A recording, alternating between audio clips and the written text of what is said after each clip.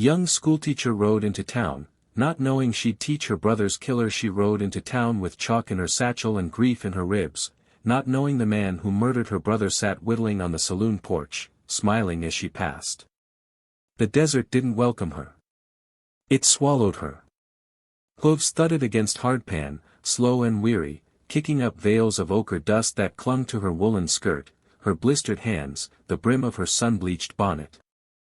The mare beneath her, a swayback chestnut named Mercy, ironic now, snorted through dry nostrils, ears flicking at the buzz of flies. Ahead, Mercy's bend hunched under the noon sun like a tired dog, a crooked line of false front buildings, a water tower listing to the left, a single flagpole with no flag. Just heat. Just silence. Just the creak of saddle leather and the whisper of wind through sagebrush. She'd ridden 3 days without seeing another soul. 3 nights curled beneath a threadbare blanket, listening to coyotes sing to the stars, her fingers tracing the spine of her brother's last letter, the one that never reached him. The one that said, "I'm coming, Eli. I'll find you. I swear it." But she hadn't found him alive. She'd found him face down in a dry creek bed outside Silver Hollow, half-eaten by buzzards, his pockets turned inside out, his boots gone. Only his signet ring remained, the one their father gave him when he turned 16. She'd pried it off his stiff finger. Buried him under a lightning-blasted pine with no marker, no preacher, no prayer but the one she whispered through cracked lips, "I'll make them remember you." Now, here she was. Not for vengeance. Not yet. She'd answered the town's advertisement, schoolteacher needed. Room and board provided. God-fearing preferred. Because it was the only place close enough to the truth. Close enough to the men who rode with the one who pulled the trigger. The town stirred as she entered. A dog barked, half-hearted. A curtain twitched in the general store. Boots scuffed on boardwalks. Men in sweat-stained shirts paused mid-spit, eyes narrowing beneath hat brims. She kept her gaze forward, chin high, fingers tight on the reins. Let them stare. Let them wonder. She was Miss Eleanor Vance now. Formerly of Boston. Educated. Proper. Pious, if the cross around her neck meant anything. None of it was a lie. Just not the whole truth. The sheriff met her at the hitching post, a tall man with a silver star pinned crooked and eyes that didn't quite meet hers. "Miss Vance," he said, tipping his hat. His voice was dry as the creek beds. "We weren't sure you'd come." "I keep my word," she said simply. He nodded, as if that explained everything. Maybe it did. He led her past the saloon, its batwing doors swinging lazily, the scent of whiskey and stale tobacco leaking into the street, and she felt it then. A presence. A weight. She didn't turn her head, but from the corner of her eye, she saw him. Sitting on the porch, boots propped on a barrel, whittling something small and pale. Smiling as she passed. Him. Not the shooter, not yet, but one of them. She knew his face from Eli's descriptions. Big Tom Harlan. Laughed loudest. Drank hardest. Shot second. Her stomach turned, but she didn't falter. Didn't blink. Just kept walking, the sheriff's boots crunching beside her. The schoolhouse stood at the edge of town, near the graveyard. Small. Wooden. Windows clouded with dust. Inside smelled of chalk, mouse droppings, and old wood smoke. A pot-bellied stove squatted in the corner. Desks, 15 of them, mismatched and scarred, faced a blackboard cracked down the middle. "This is it," the sheriff said. 20 children. Ages 6 to 14. Some can read. Most can't. You start Monday. She set her satchel down. Opened it. Pulled out a slate, a stub of chalk, her brother's ring wrapped in linen. She placed the ring in the bottom drawer of the teacher's desk. Locked it with a key she wore around her neck. "I'll be ready," she said. That night, she slept on a cot in the back room, listening to the wind moan through the eaves. No coyotes here. Too close to town. Just the creak of floorboards. The distant clink of bottles. The occasional shout from the saloon. And then, footsteps. Slow. Deliberate. Stopping outside her door. She didn't move. Didn't breathe. A shadow passed under the sill. Lingered. Then moved on. Morning came with pale light and the smell of biscuits from the boarding house next door. She washed her face in a tin basin, braided her hair tight, pinned it, and walked to the schoolhouse with her head high. The children arrived in ones and twos, barefoot, wide-eyed, some clutching slates, others dragging little siblings by the hand. They stared at her like she was a ghost. Or a miracle. She smiled. "Good morning," she said. "My name is Miss Vance. Let's begin." She wrote her name on the board. Tall. Clear. Steady. Behind her, the door creaked open again. A boy entered, maybe 12, thin as a fence post, eyes too old for his face. He wore clean but threadbare clothes. And on his left wrist, peeking from his cuff, a scar. Jagged. Fresh.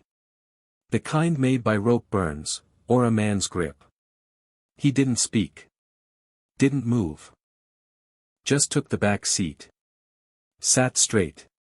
Watched her. She didn't know his name yet. Didn't know he was Harlan's boy. Didn't know his father had laughed while Eli begged for his life. But the desert knew.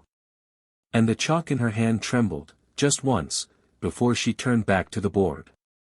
The lesson began. And somewhere down the street, a man sharpened his knife, and waited. She taught them the difference between right and wrong, not knowing the boy in the back row was taking notes, for his father. The schoolhouse became her sanctuary. And her prison. Each morning, she swept the floors before dawn, chased the mice from the cupboards, and chalked the day's lesson onto the cracked blackboard, arithmetic on Mondays, penmanship on Tuesdays, scripture on Wednesdays. The children came slowly out of their shells. Sarah Miller recited her ABCs without stuttering. Little Jimmy Pike learned to write his name without smudging it. Even the older boys, who'd slouched in with arms crossed and eyes defiant, began to lean forward when she told stories, not from textbooks, but from her own childhood, snowy Boston streets, candlelit libraries, her brother Eli teaching her to ride a bicycle in the park before he vanished west. She never mentioned why he left. Never mentioned the letter. Never mentioned the grave. But the boy in the back, Harlan's boy, watched her like a hawk watches a rabbit. She learned his name on the third day. Caleb. Caleb Harlan. He never raised his hand. Never volunteered. But when she called on him, his answers were sharp. Precise. Too precise for a boy who supposedly spent his days mending fences and hauling water. He read like a man twice his age. Wrote without hesitation. And when she walked past his desk, she caught the scent of saddle soap and gun oil, not boyhood sweat.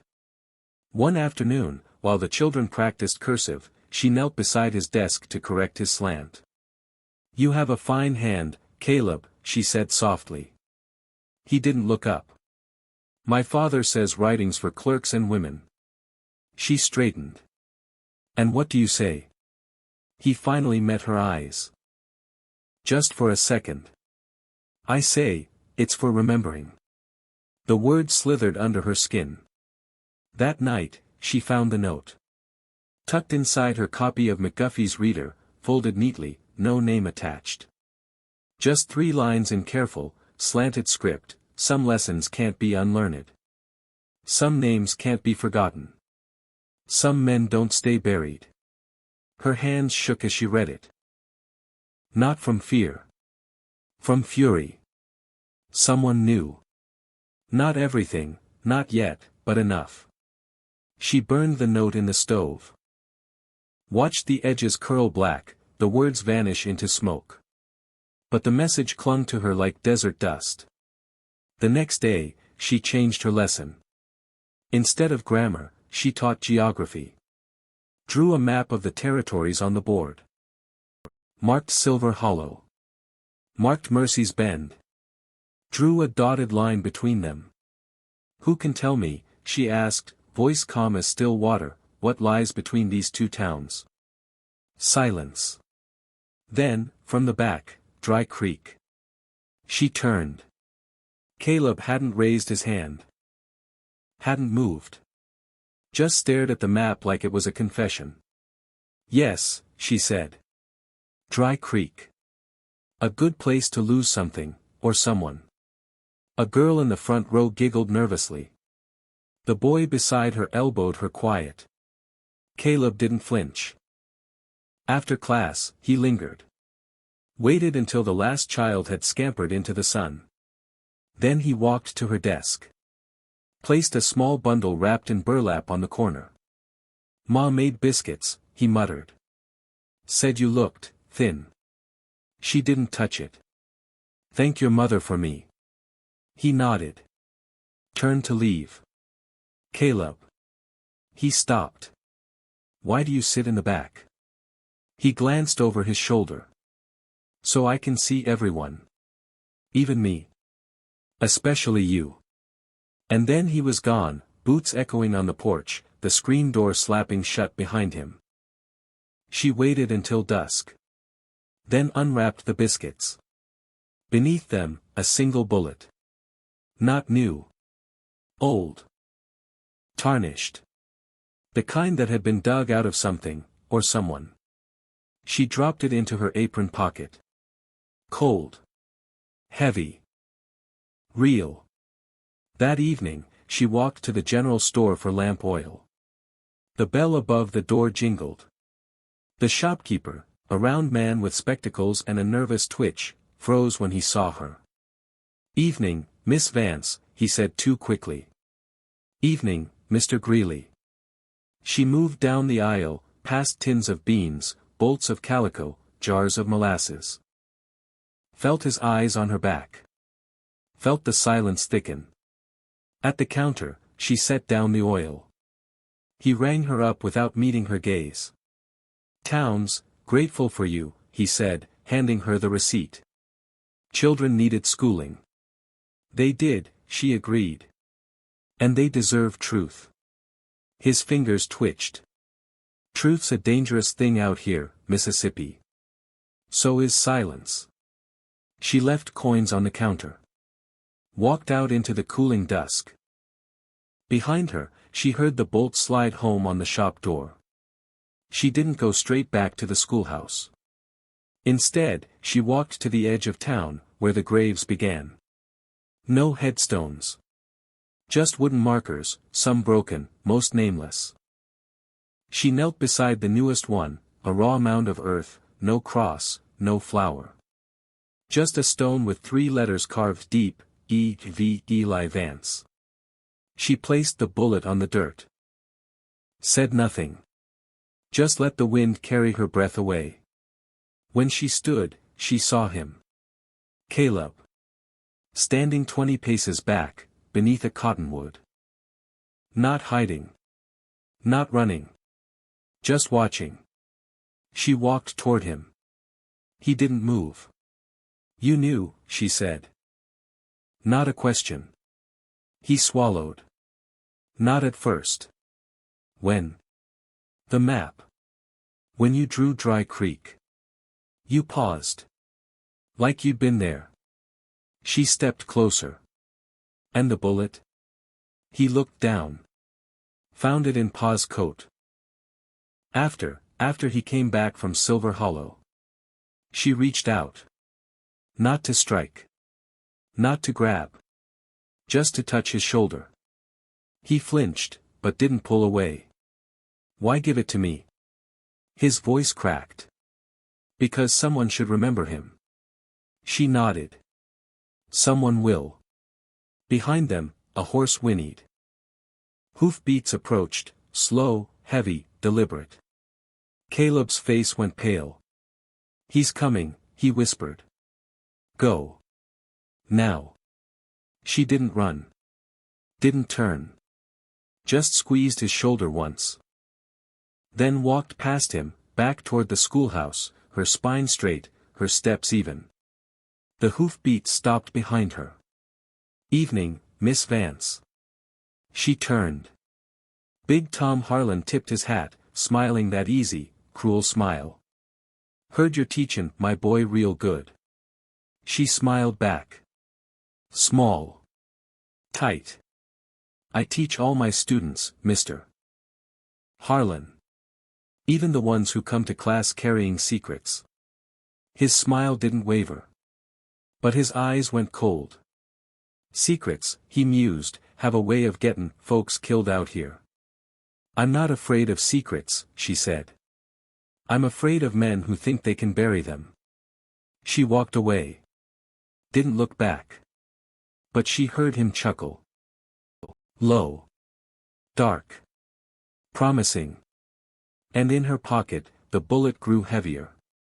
She didn't scream when she realized the boy knew everything, she just kept teaching him fractions, while counting the days until his father would come for her. Rain came like a thief in the night.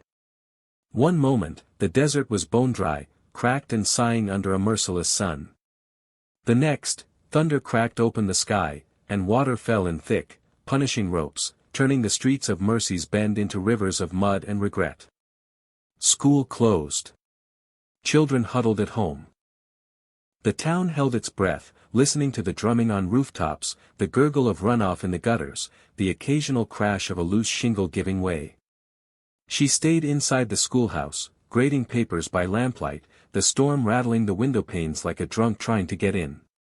Her fingers moved mechanically, circling misspelled words, drawing stars beside neat penmanship, but her mind was miles away, back in that dry creek bed, back beneath that crooked pine, back to the moment she'd found Eli's body stripped and broken. She'd washed his face with her canteen. Closed his eyes with her thumbs. Promised him, voice raw as torn hide, that she'd make them pay. Not with bullets. Not with blood. With truth. With memory. With the slow, quiet unraveling of lies. And now, Caleb knew. Not just that she was Eli's sister. Not just that his father had ridden with the men who killed him. He knew she knew. And he hadn't run to his father. Hadn't warned him. Hadn't betrayed her. Instead, he'd given her the bullet. She stared at it now, resting on her desk beside an inkwell. Tarnished. Ugly. Real. The kind of lead that didn't come from hunting rabbits. A knock shattered the silence. Sharp. Sudden. 3 raps, not polite, not hesitant. Demanding. She froze. Hand hovering over the revolver hidden in her desk drawer. Another knock. Harder. She rose. Smoothed her skirt. Walked to the door. Didn't open it. Just stood there, heart hammering against her ribs. "Miss Vance." A boy's voice. Young. Shaking. "Caleb." She unbolted the door. He stood drenched, hair plastered to his forehead, clothes clinging like a second skin. Water pooled at his boots. In his hands, a rusted tin box, sealed with wax and tied with twine. "I couldn't wait," he said, teeth chattering. "He's drunk. He'll sleep till dawn. But if he wakes, if he finds this gone," she pulled him inside. Shut the door. Locked it. "Sit," she ordered, guiding him to a student's desk. She grabbed a quilt from her cot, wrapped it around his shoulders. His skin was ice. He didn't speak. Just held out the box. She took it. Heavy. Cold. The wax seal was cracked, someone had opened it before. Recently. "What is it?" she asked, though she already knew. "My pa's keepsakes," Caleb whispered. The things he took. Her fingers trembled as she broke the seal. Lifted the lid. Inside, a silver pocket watch. Engraved on the back, to E, love always, Pa Eli's watch. The one he'd carried since he was 16. The one he'd wound every Sunday without fail. The one that had stopped, she knew without checking, at 3:17. The time of the shot. She opened it. The hands were frozen. 3:17, beneath it, a folded letter. Her own handwriting. The one she'd sent him, weeks too late. The one that said, "I'm coming, Eli. I'll find you. I swear it." And beneath that, a lock of hair. Blonde. Fine. Tied with blue ribbon. Her hair. From when she was 10. Eli had carried it in his coat after their mother died. Said it reminded him of home. She closed the lid. Slowly. Deliberately. Looked at Caleb. "He made you bury it," she said. Not a question. Caleb nodded, eyes fixed on the floor. After they did it. He made me dig a hole behind the barn. Said if I told anyone, if I even looked at you wrong, he'd send me to the copper mines in Bisbee. Said I'd never see daylight again. She reached across the desk. Took his hand. It was small. Cold. Shaking. "You didn't have to bring this to me." He looked up then. Eyes wet. Not with tears, with something worse. Shame. "I had to. He thinks I'm weak. Thinks I don't see what he is. But I do. I've always seen it." She squeezed his hand. "You're not weak, Caleb. You're braver than any man in this town." He pulled away. Stood. "You should leave. Tonight. While he's drunk. Take the mare. Ride east. Don't come back." She shook her head. "No, why? He'll kill you." "Maybe," she said softly. "But if I run, he wins. Eli stays forgotten. And you," she stepped closer. "You stay his son. His shadow. His next mistake." Caleb's breath hitched. "What are you gonna do?" She walked to the blackboard. Picked up a piece of chalk. Wrote one word, large and clear, "Remember, tomorrow," she said, turning to him, "you come back to school. You sit in the front row. You raise your hand. You answer loud and proud. And when your father comes looking for you, and he will, you look him in the eye. And you say, 'I'm learning something important today, Pa. Maybe you should sit in.'" Caleb stared at her. "He'll hit me. Then he'll hit you in front of witnesses. In front of children. In front of God. And you? What will you do?" She smiled. Small. Sharp. "I'll teach." She poured him cider with a smile, the same man who'd left her brother to rot, and watched his throat bob as he drank, not knowing she'd slipped crushed poppy seeds into his cup. The resignation letter sat on her desk like a coiled snake. Neatly folded. Sealed with wax. Addressed to the school board, which, in Mercy's Bend, meant 3 men, the sheriff, the preacher, and Big Tom Harlan. She didn't intend to hand it to them. She intended to make them beg for it. Dawn broke pink and quiet over the desert, the storm-washed air cool and clean. She rose before the sun, washed her face in the basin, braided her hair tighter than usual, pinned it with Eli's mother's silver combs, the only thing she'd brought west besides her books and her grief. She dressed in her best dress, navy wool, high collar, sleeves buttoned to the wrist. Not for mourning. For war. She walked to the boarding house kitchen before breakfast was served. Mrs. Peabody, the cook, a woman built like a flour sack with eyes like flint, blinked at her from behind a cloud of bacon smoke. Early bird, Miss Vance, she grunted. I need a favor, Eleanor said. And discretion. Mrs. Peabody wiped her hands on her apron. Waited. I need poppy seeds. Crushed fine. And cider. The sweet kind. The cook's eyes narrowed. What for? A lesson. A long pause. Then Mrs. Peabody turned, rummaged under the counter, and pulled out a small clay jar. For sleep, she muttered, handing it over. Don't use too much. Or he'll never wake.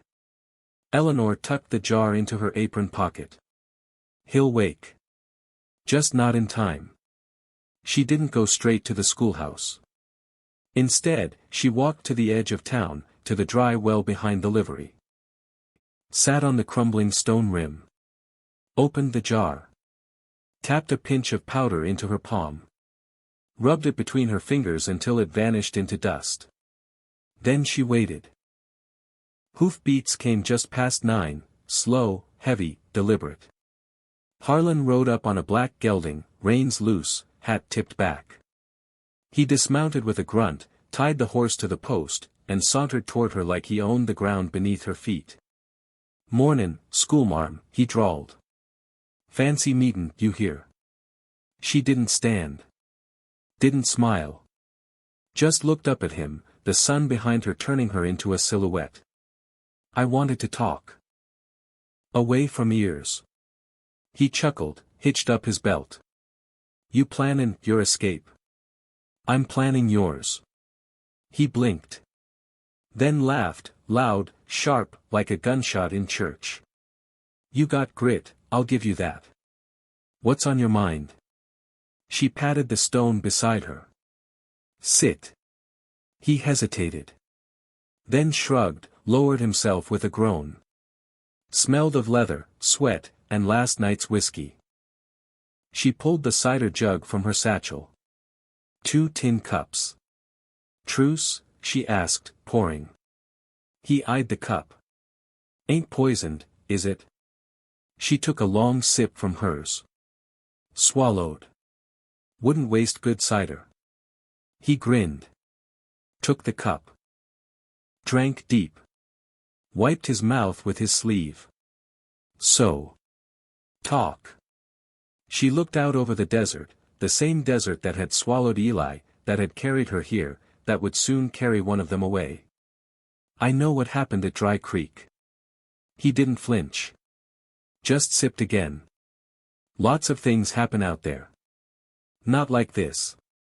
She reached into her satchel. Pulled out Eli's watch. Placed it between them on the stone. Open. Hands frozen at 3:17. Harlan's smile faded. That's a nice piece, he said slowly. Where'd you get it? My brother carried it. Every day.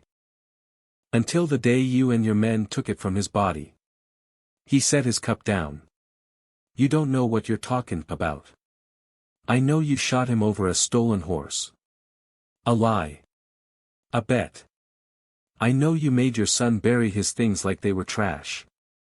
I know you think this town fears you enough to let you get away with murder.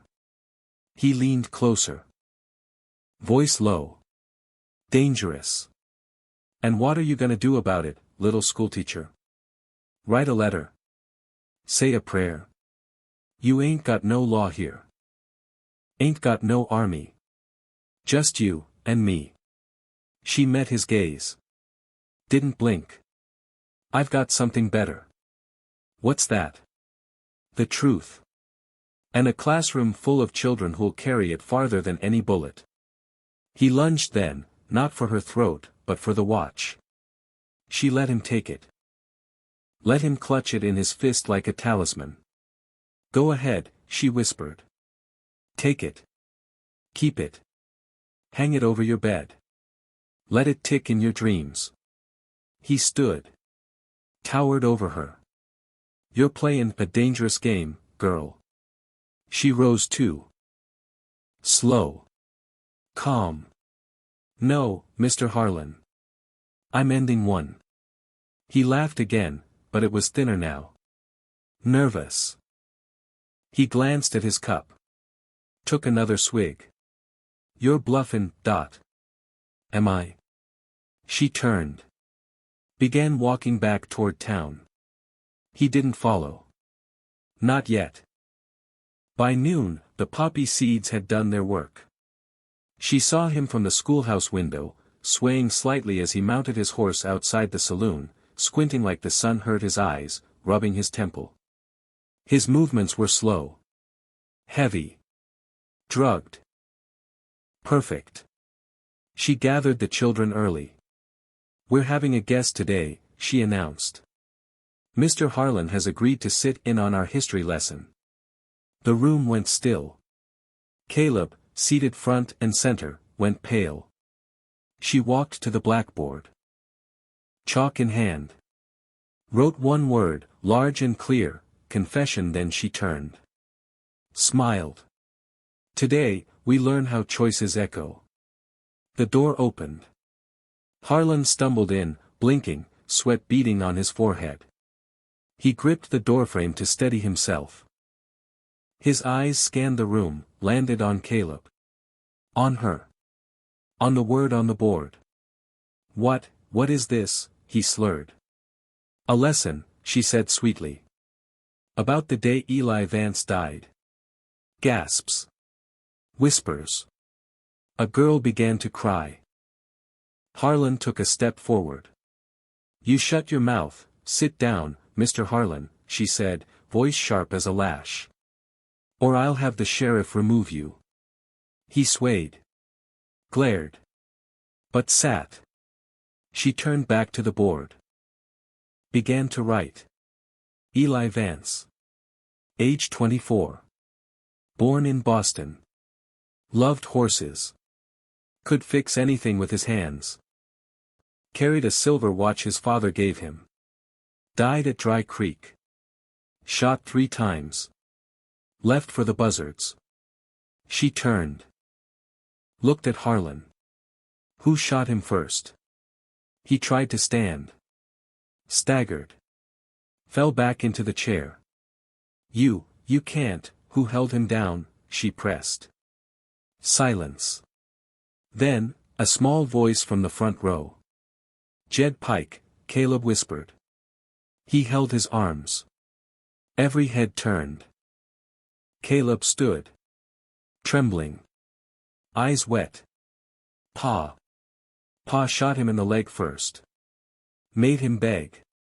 Then Jed held him. Pa shot him in the chest. Then Silas finished him.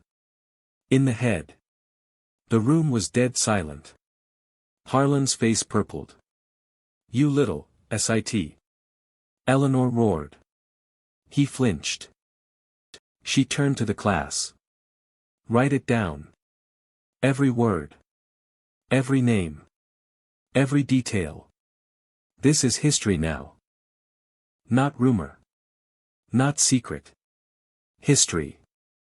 Pencils scratched. Slates clacked. Harlan tried to rise again. Fell to his knees. You poisoned me." "No," she said softly, kneeling beside him. "I gave you cider. And a chance to confess. You chose pride." She stood. Addressed the children. Class dismissed. They fled, all but Caleb. He stood beside her, staring down at his father, who now slumped against the wall, eyes glazed, breath ragged. "What now?" Caleb asked. She looked at the door. At the gathering crowd outside, drawn by whispers, by the children's cries, by the weight of truth finally breaking free. "Now," she said, "we wait." And outside, the sheriff's boots crunched on gravel. The preacher's voice rose in prayer. And the town of Mercy's Bend held its breath, for the first time in years. That night, she didn't sleep. She sat by the window, watching the moon paint the street silver. Harlan had been carried home, not to jail. Not yet. The sheriff muttered about evidence. The preacher muttered about forgiveness. But the children had gone home. And they had talked. She heard them through open windows, repeating Caleb's words. Naming names. Telling stories. The truth was loose. And it was hungry. She touched the revolver in her drawer. Loaded. Oiled. Ready. Not for Harlan. For what came after. Because men like him didn't go quietly. And towns like this didn't change without blood. She closed her eyes. Listened to the wind. And waited for the knock. She didn't flinch when he drew his pistol in front of the children, not because she was brave, but because she'd already decided which one of them wouldn't leave the schoolhouse alive. The bell didn't ring that morning. No one dared touch it. The children came anyway, silent, wide-eyed, clutching their slates like shields. Mothers walked them to the gate, then lingered in the street, whispering behind gloved hands. Fathers stood with arms crossed, hats low, eyes hard. The sheriff leaned against the water trough, thumbs hooked in his belt, star glinting dull in the dawn light. The preacher paced near the graveyard, Bible clutched to his chest like a plea. And Caleb? He arrived alone. No coat. No hat. Just his school clothes and a look in his eyes like he'd already buried someone. He walked straight to the front row. Sat down.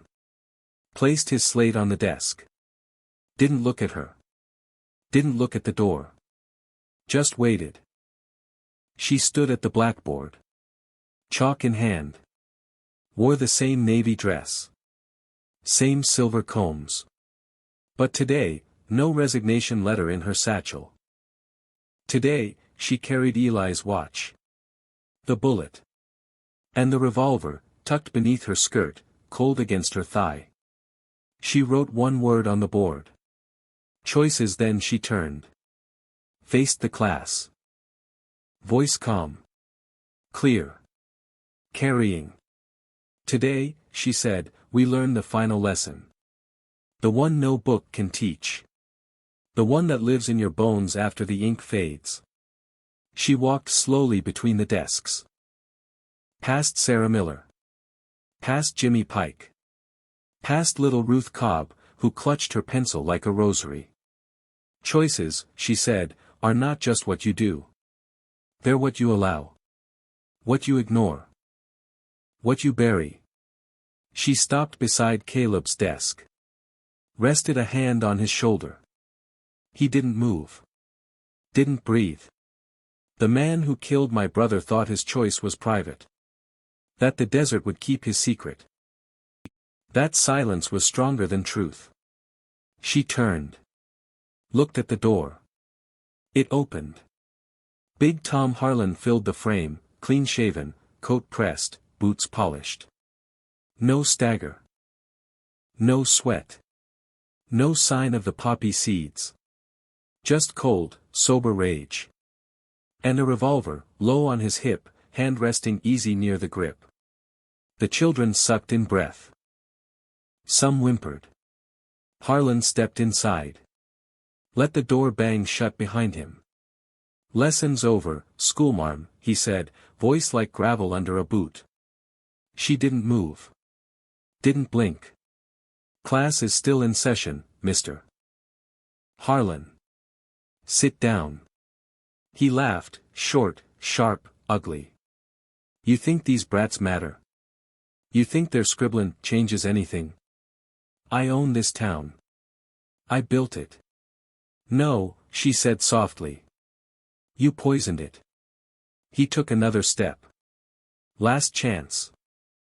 Walk out that door. Get on your horse. Ride east. And never come back. She smiled. Small. Sad. I buried my brother in this desert. My place is here. His hand twitched. Fingers curling toward leather. Caleb stood. Slowly. Deliberately. Placed himself between Harlan and the teacher's desk. Harlan froze. Boy. Sit. Down. Caleb didn't move. No, the word hung in the air like gun smoke. Harlan's face darkened. You're my blood. My son. You don't turn on family. Caleb's voice shook, but didn't break. Family doesn't leave men to rot. Family doesn't make children bury the truth. Harlan's hand closed around his pistol grip. Eleanor moved. Not toward the door. Not toward safety. Toward Caleb. She stepped beside him. Took his hand. Squeezed it. Then she looked at Harlan. You want to shoot me? Fine. Do it in front of them. Let them see what kind of man you are. Let them carry that memory to their graves. Harlan's eyes flickered, to the children. To the windows. To the street beyond, where shadows gathered. Where the town watched. He hesitated. That's when she did it. She reached into her pocket. Pulled out Eli's watch. Held it up. Let the morning light catch the silver. Remember this? She asked. His eyes locked on it. Jaw clenched. This stopped the moment your bullet hit him, she said. 3:17, the time his heart forgot how to beat. The time yours forgot how to feel. She placed it on Caleb's desk. Open. Facing Harlan. Pick it up, she whispered. Hold it. Feel how cold it is. That's what you left behind. Not just a body. A brother. A son. A man who trusted this world enough to ride into it alone. Harlan's breath came fast. Shallow. His knuckles whitened on the gun. Shut up, you don't get to silence me, she said, stepping forward now, pulling Caleb with her. Not anymore. The desert heard you. The children heard you. God heard you. He drew. Fast. Smooth. Years of practice. The revolver cleared leather. Muzzle rising. Gasps. Screams. Chairs scraping. Caleb lunged, not away. Forward. Into the path of the barrel. Anew, he screamed. The gunshot cracked like thunder in a canyon. Wood splintered. Glass shattered. A child wailed. But Caleb didn't fall. Eleanor had yanked him sideways, hard, as the hammer fell. The bullet tore through the blackboard. Missed Caleb's shoulder by inches. Embedded itself in the wall behind. Silence. Thick.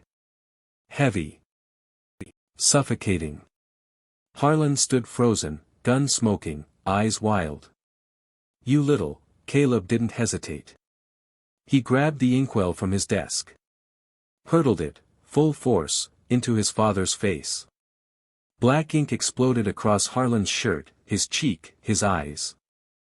He roared, stumbling back, clawing at his face. Eleanor didn't wait. She pulled the revolver from beneath her skirt. Cocked it. Aimed. Not at his heart. At his hand. The shot was cleaner. Sharper. The bullet took Harlan's trigger finger clean off. He screamed, raw, animal, endless, and dropped the gun, clutching his mangled hand, blood and ink mixing on the floorboards. The sheriff burst through the door then, too late, as always, gun drawn, face pale. Drop it, he yelled at Eleanor. She didn't lower her weapon. Just looked at him. Pick his up first. The sheriff hesitated. Then knelt. Scooped up Harlan's revolver. Stood. Looked at the sobbing man on the floor. Looked at the children. Looked at Eleanor. What happened here? He asked, voice hollow. The truth, she said. Finally. They carried Harlan out on a stretcher, screaming, cursing, bleeding into a ragged bandage. The sheriff followed, grim-faced, revolver tucked into his belt. The preacher muttered prayers over the ink-stained floor. The mothers rushed in, gathering children, hushing sobs, avoiding Eleanor's eyes. Only Caleb remained. He stood beside her desk, staring at the ruined blackboard, the bullet hole, the shattered inkwell. "He'll come back," he whispered. "When he heals. He'll come for you."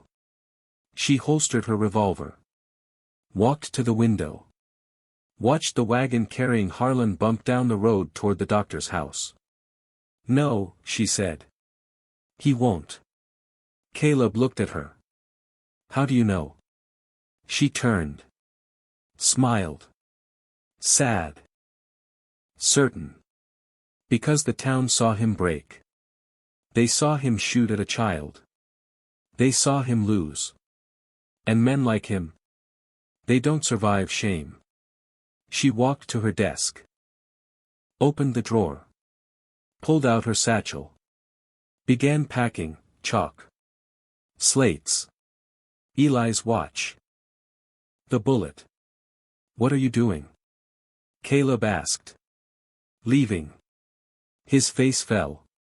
"Because of me?" "Because of us," she said gently. "This town won't forgive you for turning on your father. And it won't protect me for making them remember." She slung the satchel over her shoulder. Held out her hand. "Come with me." He stared at her palm. "Where?" "West. Past the desert. Past the memories. Somewhere new. Somewhere quiet." He looked at the door. At the town beyond. At the blood on the floor. Then he took her hand. They left at dawn. No goodbyes. No fanfare. Just two shadows slipping through the mist, leading a chestnut mare and a swaybacked mule loaded with books and blankets. The schoolhouse stood silent behind them. The bell never rang again. Years later, travelers would stop in Mercy's Bend and ask about the schoolteacher who faced down Big Tom Harlan. The bartender would shrug. The sheriff, long retired, would stare into his whiskey. The old-timers would lower their voices and say only this: "She taught em more in 5 months than the desert taught em in 50 years. Taught em that silence ain't peace. That truth ain't pretty. And that sometimes, the bravest thing a soul can do is walk away, hand in hand with the boy who chose her over blood. And if you listen close on still desert nights, when the coyotes pause and the wind holds its breath, you can almost hear it. The echo of chalk on slate. The whisper of a lesson, finally learned.